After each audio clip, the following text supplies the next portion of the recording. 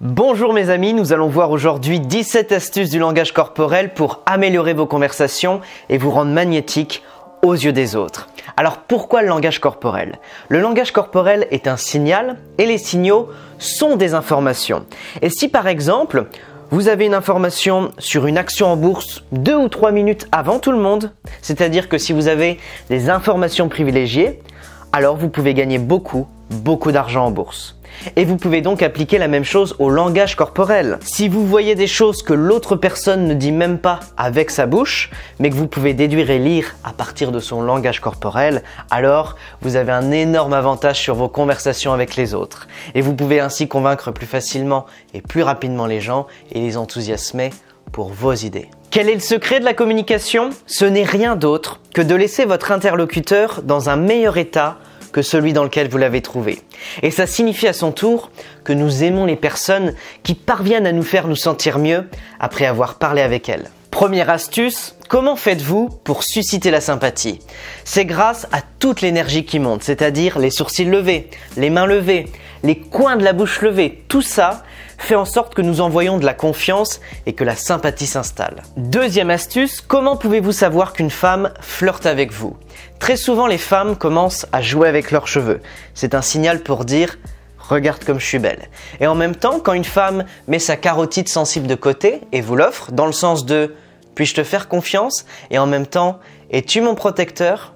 Puis-je m'appuyer sur toi ?» Troisième astuce, dans une étude portant sur plus de 400 étudiants, 3 groupes ont été formés. Chaque groupe de 400 étudiants s'est assis devant le même professeur.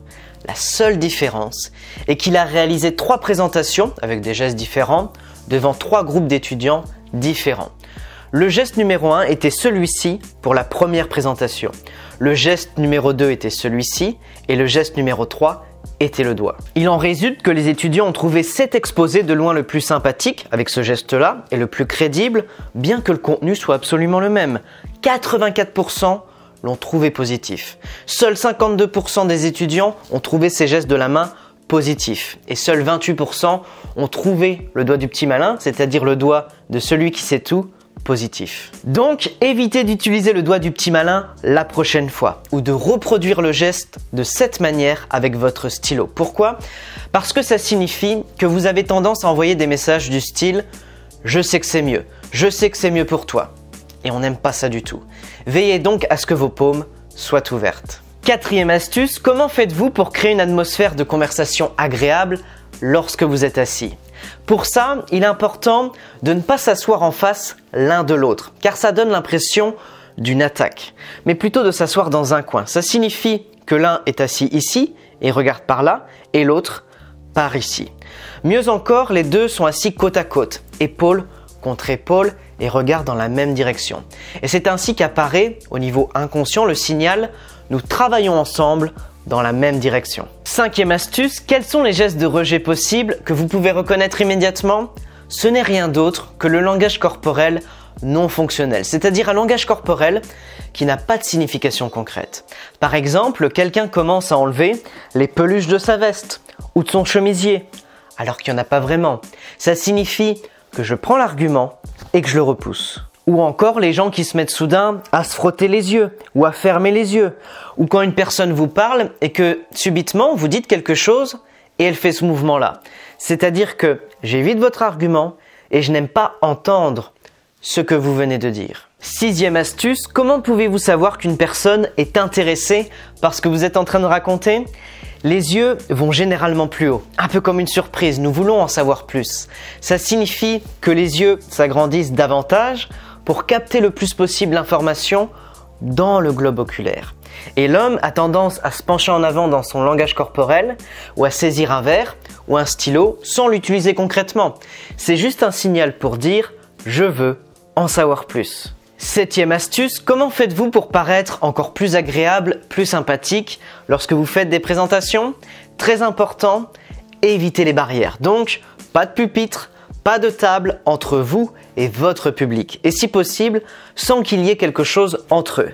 Et si vous êtes assis à une table avec votre partenaire ou votre interlocuteur, faites en sorte que l'ordinateur portable soit poussé sur le côté et qu'il n'y ait rien entre vous deux, à part la table elle-même.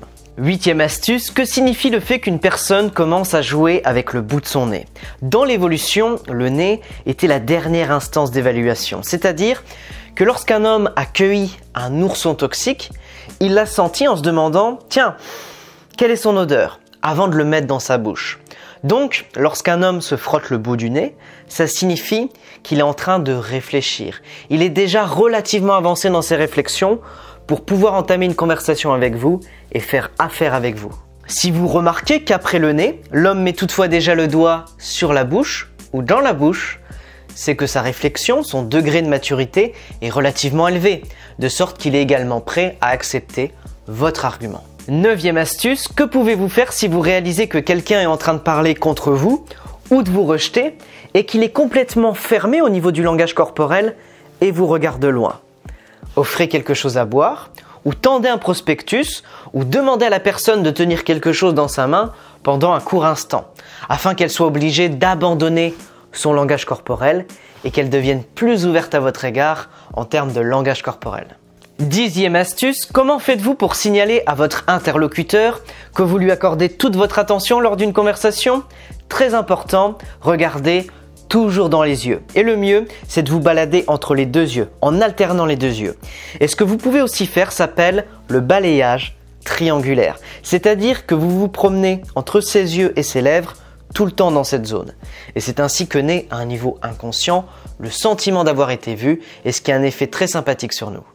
11e astuce, pour signaler encore plus votre intérêt, ce que l'autre personne ne remarquera probablement pas, mais qui fonctionne très bien à un niveau inconscient, c'est si vous penchez légèrement votre langage corporel vers l'avant sur la plante des pieds. Ça permet de signaler inconsciemment un peu plus d'intérêt et c'est un effet très agréable et attirant sur les gens. 12e astuce, que pouvez-vous faire pour signaler dès le départ que vous êtes prêt à faire des compromis lors d'une discussion? Le premier geste est immédiat, la tête sur le côté. Si vous êtes en train d'écouter, vous signalez par une tête inclinée que vous êtes prêt à faire des compromis, que vous êtes prêt à écouter et à peser le pour et le contre dans le sens de « Ah, passionnant, je n'avais pas encore vu ça comme ça ». Et si vous êtes en désaccord, vous pouvez redresser la tête et expliquer votre point de vue. 13e astuce, quelle est la meilleure poignée de main?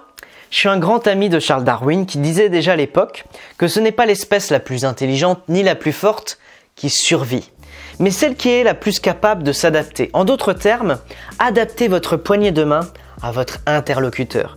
Si vous avez tendance à serrer plus fort, mais que vous avez en face de vous une personne sensible, ça lui paraîtra antipathique. Tout particulièrement si vous avez la main d'une femme dans la vôtre. Très souvent, les femmes portent des bagues et ça fait un mal de chien. Ça signifie que la première impression n'est pas aussi positive dès le départ.